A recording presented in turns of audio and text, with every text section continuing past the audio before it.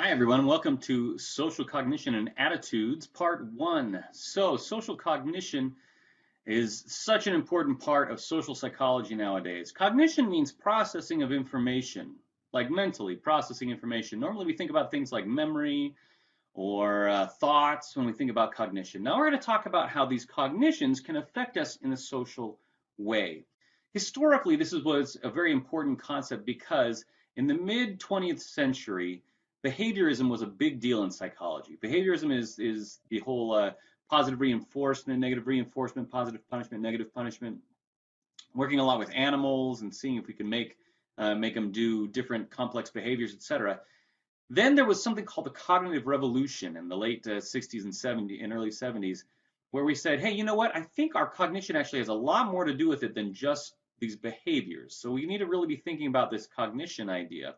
And when that happened, we really started blossoming into ideas of how our mind processes information. So when we think about ourselves as a social thinker, right, how we process that sort of information, there's two big concepts that are important. The first one is the naive scientist. Fritz Heider was the one who really came up with this one. Fritz Heider we'll learn more about later on, but Fritz Heider was saying, hey, you know what? I think that people are thinking. Now that sounds weird, but because specifically what he's saying is that I think people are thinking about why other people do what they do, right? So the naive scientist is trying to figure out why do people do what they do? And this basic idea is actually a big deal because we are naive in our science. Okay, so the scientist part is we're trying to figure out why stuff has happened. We're naive because we don't do this very well. We use our own cognitive biases and preconceived notions to process information about why people do what they do. So that was an early idea of how we do this. And then came along different ideas of why would we have these biases? Why would we be this naive? And one idea that came about is called the cognitive miser. The cognitive miser means that we humans we have a limited resource. We have a limited amount of cognitive ability. And so we're misers. A miser is someone who doesn't want to spend their money. Okay? A miser is someone who just doesn't want to do it. So the cognitive miser idea is, hey, we are humans that try and use as little of our cognitive resources as possible to get what we need. So this idea is saying, hey, you know what? The reason why we may have these biases and the reason why we jump to these conclusions is because we're trying to conserve our resources. We're trying to not use them because they're so precious to us. Well, we've come to find out that it's not exactly the cognitive miser. It's not like we don't ever like to use our resources. It turns out that we're actually what's called motivated tactician. So instead of thinking about it in terms of a cognitive miser, think about it as a motivated tactician. In a motivated tactician, you still have a limited amount of cognitive resources available to you, right? You can only think about and process so much information at a time. However, you are very motivated to process certain kinds of information and not others. So for example, when you take your statistics course, you may not be very motivated to use your cognitive resources for your statistics course. However, when you need to memorize all the characters in Game of Thrones, you're very motivated to use your cognitive resources for that. We're motivated tacticians, and it turns out the thing that we are most motivated to think about is ourselves. We love to use our cognitive resources to understand and think about ourselves and our own identity. That's coming up later. You'll see more of that in a little while. But the idea that we have a limited number of resources and that we use these shortcuts, these biases and other things, does fit well with this idea that we are using the resources to only cover the concepts that we really care about and ones that we instead of ones that we don't care about. Automatic thinking. Okay. So it turns out that there's some cognitions that we do relatively automatically. That we don't sit there and say, hey, you know what, I am thinking about this and I am pondering it. And based off of my pondering, I'm going to come up with a conclusion. Instead, we think really pretty automatically. We take a thought process, we take some ideas, and we use those to automatically process information without really even being conscious of what we're doing. That is what we're talking about with automatic thinking. A schema is a set of, it's a combined set of knowledge. We'll get to that right now, right? So automatic thinking is non-conscious, unintentional, it's effortless, it's involuntary thinking. You're processing information without even being aware of it. It's automatic thinking, automatic thinking. A schema is a mental structure that people use to organize their knowledge about the social world, and it influences the information people notice, think about, and remember. Okay, so this mental structure has all of the information about any given topic or anything related to it. And we use those schemas so that we can shorten the amount of time and energy we need to process information. Remember the motivated tactician. Now this means that we're automatically processing a lot of information based just off of schemas that we have. Now what do you mean? What are you even talking about? Well, let's kind of give you an example. Rosenthal in 1973 is a good example. So Rosenthal in 1973, he's a psychologist at Stanford. He and I think there's 4 other people went to a mental hospital and started talking about how they were hearing voices. Now this was a test. In reality, they weren't hearing voices. All of them, none of them had a mental disorder of any form, but they went and they told people that they were hearing voices, and all of them were diagnosed with schizophrenia. And when they were diagnosed with schizophrenia, they were then put into a mental hospital. Okay, now a schema is a set of mental structures you have to organize your knowledge. And you would have a specific schema about topics or ideas. So let me show you what I mean. A schema is like a school of fish around a topic. So let's say that we have this schema about Dr. Rosenthal, okay? He hears voices. He's been diagnosed as schizophrenic. He is a patient and he's in a mental hospital. Okay, so this is my schema of this person, Dr. Rosenthal, okay?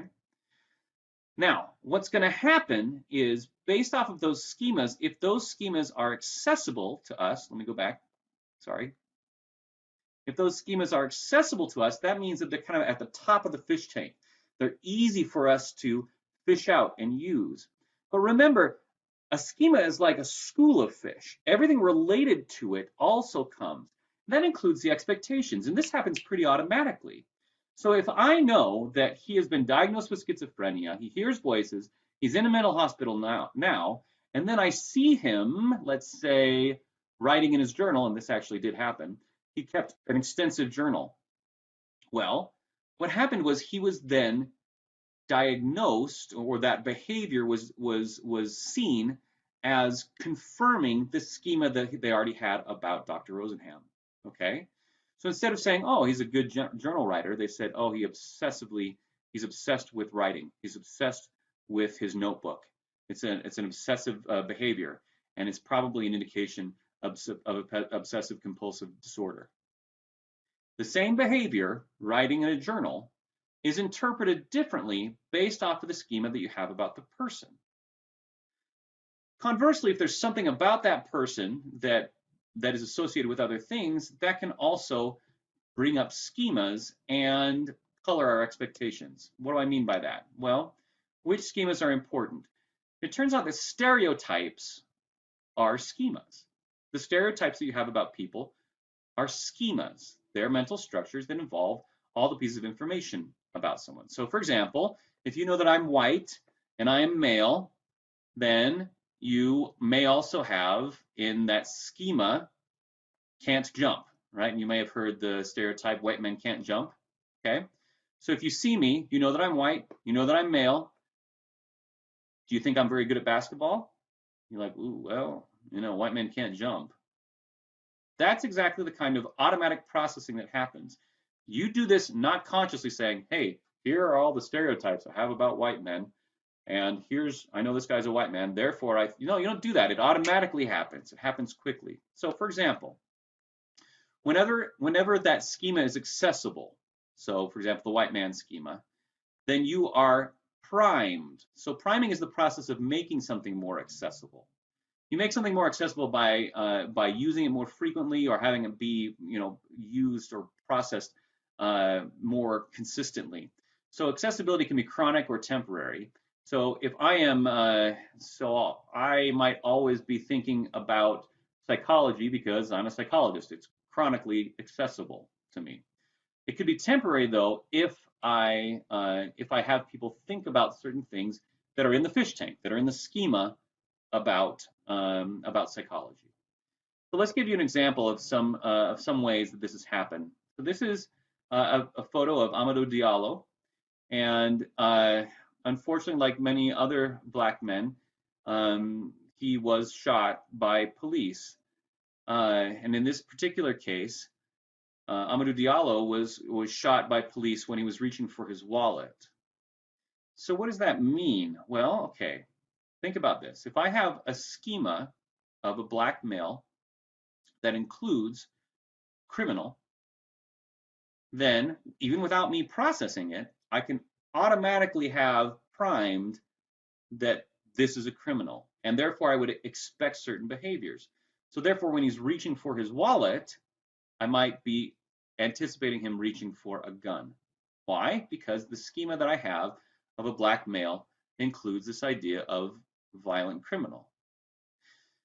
We psychologists have done many studies on this one, and it's pretty easy. What you do is you show a series of photos quickly of generally males, either white or black, holding either a weapon or their wallet or a cell phone, and you have people react to see whether or not to decide whether or not they're a danger.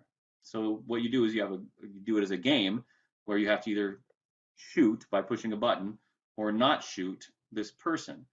And what they found is that black males were much more likely to be shot when they were holding a wallet or other non-violent object compared to white males who were less likely to be shot when they were holding a non-violent object.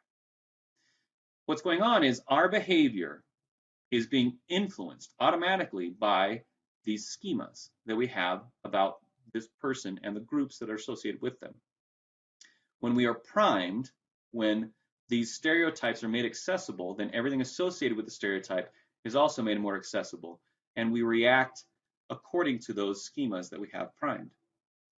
Now, to be fair, priming has gone through a lot of speculation recently in the reproducibility project.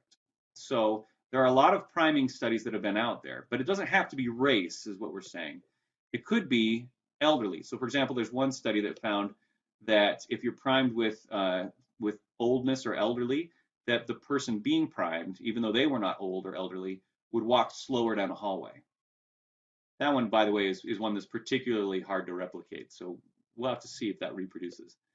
Another, though, is if you prime people with the Apple logo, that they actually become more creative in a project that they're doing. Why? Because in their schema, Apple is associated with creativity, and you prime them with Apple, then that means that you're also priming creativity, and the person reacts automatically uses that schema and becomes more creative. Now, we'll have to see whether these can actually reproduce, but that's the basic idea of accessibility and priming. The implicit association task, the IAT. You may have heard a lot about things like implicit racism recently. An implicit association task just says, hey, what are the things that are in the schema? What do we associate? What's connected with what? So an implicit association task is an actual task that people do on the computer that is looking for how strong of a connection people have with categories and certain traits. So for example, it'd be looking for how strong of a connection you might have with white and can't jump, right? Or perhaps black and athletic. Or it could be, Asian and intelligent, or whatever the stereotype or association might be.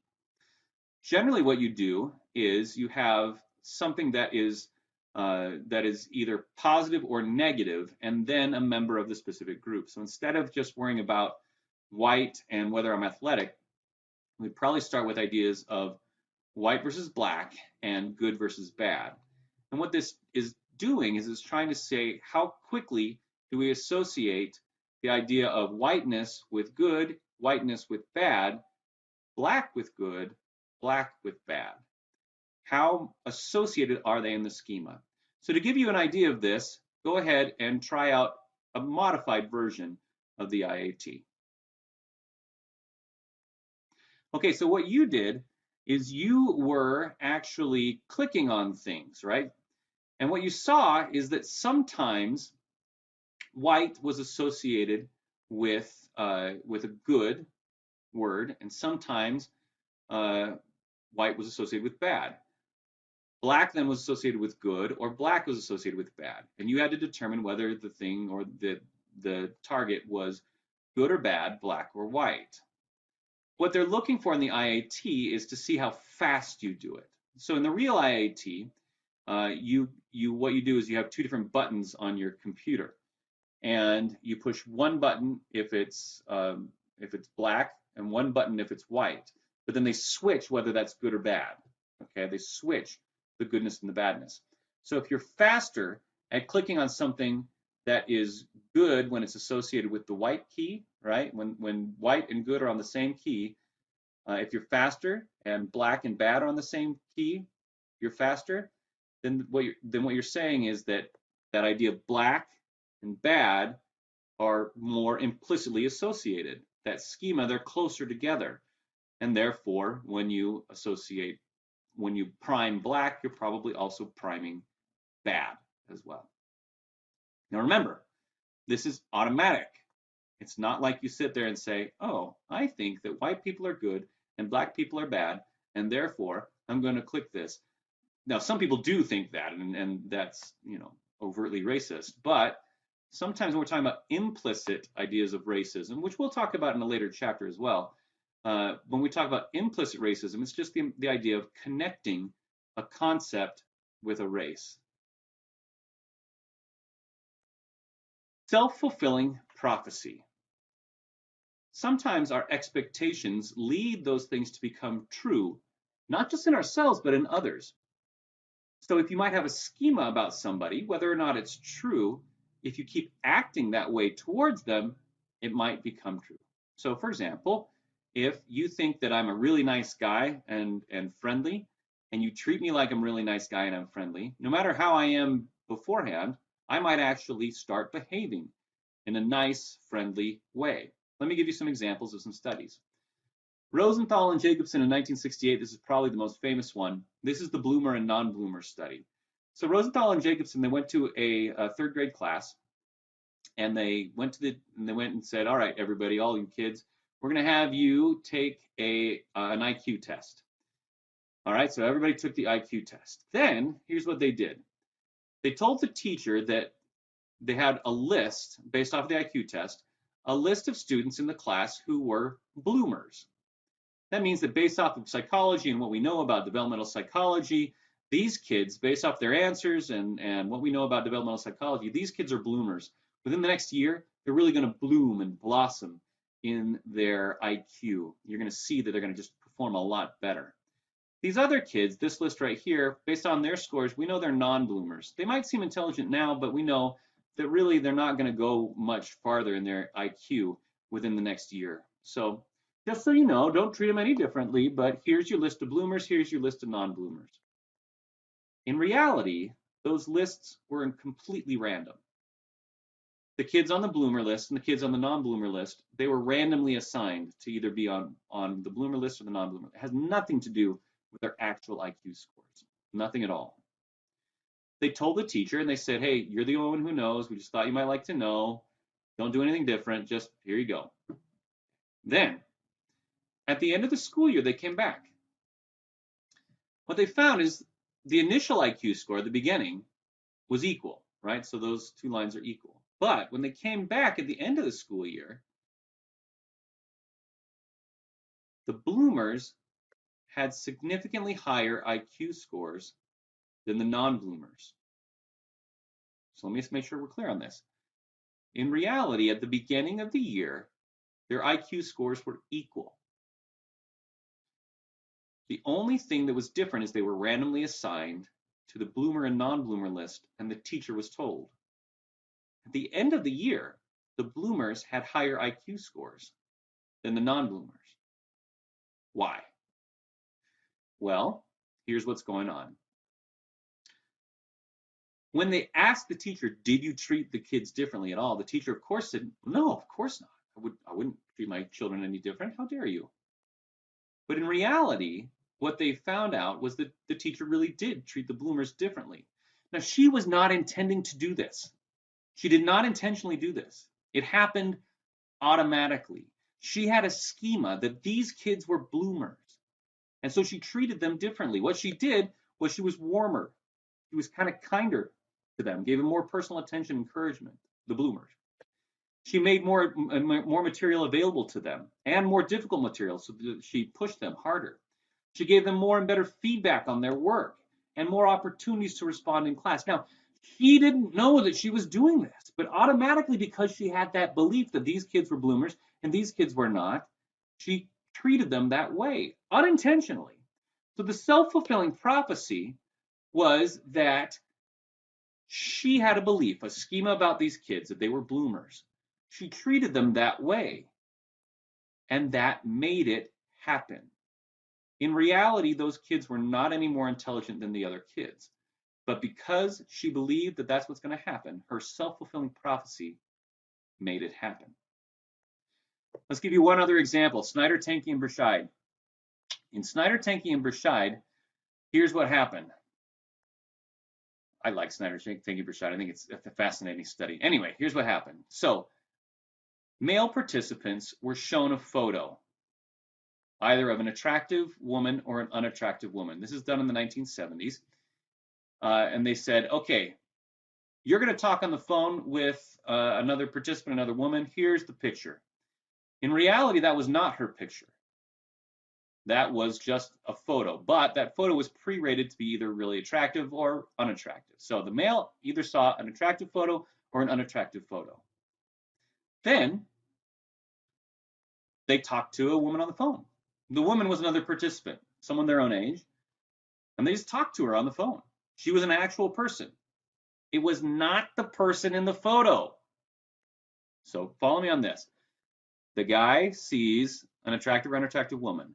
Then he talks to whoever he talks to, the girl that he talks to, okay? It's not the girl in the photo like we told her, it's just whoever, randomly assigned, okay? While they're talking, the researchers record their conversation, but they record it separately. So the woman's in one room, the male's in another room. They record the woman's conversation without the male's conversation. They take that recording. Remember, the recording is just the woman, okay? They take that recording and they have outside observers listen to it. People who are not involved with anything. They just say, hey, listen to this and tell me whether or not this woman is fun, likable, attractive. It turns out that the observers, when they listen to only the woman's side of the conversation, they only listen to the woman's side of the conversation. When they just listen to the woman's side of the conversation, they rate her as being more attractive if she was talking to a male who saw an attractive photo. Now, it's not like the guy said, hey, saw your photo, I think you're hot. That's not what's going on. Instead, he saw the photo, and without even mentioning it, he expected her to be more attractive if he saw the attractive photo, less attractive if he saw the less attractive photo. She reciprocated that behavior in the same way that in Rosenthal Jacobson, the students reciprocated the behavior from the teacher. And then the observers actually found the woman to be more attractive if she was talking to a man who thought she was attractive. It became a self-fulfilling prophecy. His prophecy about her made it happen in her. His schema of what he expected her to do actually led to her becoming that way. This is very similar to a placebo effect. So we know that the expectations that people have of a placebo can actually make them true. They've even done placebo surgeries where they just make an incision and then they sew it back up again, and people are like, wow, that feels so much better. And they're not lying, they're not making it up. They actually do feel better. Why? Because their expectation makes it happen. Okay. When we talk about schemas, it turns out that we don't like to create new schemas when we encounter new situations. We like to use the schemas that we already have. So, the perseverance effect is the finding that people's beliefs, their schemas, persist even after the evidence supporting these beliefs is discredited. Do you have any beliefs that you're pretty sure were not true, but you still hold on to them? Well, of course, you're not going to say yes to that, right? Because you actually believe that they're true. The backfire effect is that sometimes people, when they're given conflicting information about what they believe, that makes them actually believe it more. So, for example, if you find someone who, let's say that someone is an anti-vaxxer, and they believe that vaccines are harmful. Well, it turns out that the more information that you give them might actually backfire and make them less likely to believe that vaccines are good for you. Why? Because it's easier to process the idea and maintain the schema that they already have. And often the information they're giving them, it's just an overwhelming amount of information. It's often very complicated, etc. And so people are like, hey, man, if it's that complicated, that means that people are just trying too hard. They're making it up. I think the opposite. The confirmation bias is when we have a belief, we like to see new information about it confirm what we already believe. So, for example, if you think about a political candidate, so let's say that the political candidate is a Republican or a Democrat. So let's say that it's a Republican in this case. So someone who's a Republican might look at that candidate's behavior and say, wow, that behavior makes a lot of sense, and it confirms that they're a good person. Whereas a Democrat sees the same behavior and says, wow, that confirms that this person's awful. So, for example, let's say that this candidate changes their opinion about an issue, right? So they say, hey, I don't think that we should be drilling in the Arctic anymore. So this is a Republican saying we shouldn't drill in the Arctic anymore.